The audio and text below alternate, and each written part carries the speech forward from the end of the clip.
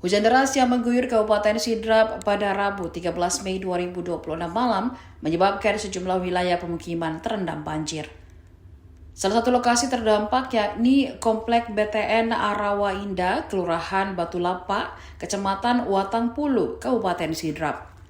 Ketinggian air dilaporkan mencapai sekitar 30 cm atau setinggi betis orang dewasa. Genangan air mulai masuk ke area rumah warga setelah hujan dengan intensitas tinggi. Warga diminta untuk meningkatkan kewaspadaan terhadap potensi banjir susulan, serta segera mengamankan barang-barang yang berharga ke tempat yang lebih tinggi. Imbauan siaga juga disampaikan kepada masyarakat Sidrap agar tetap berhati-hati, terutama saat beraktivitas di tengah kondisi cuaca ekstrim yang masih berpotensi terjadi malam ini.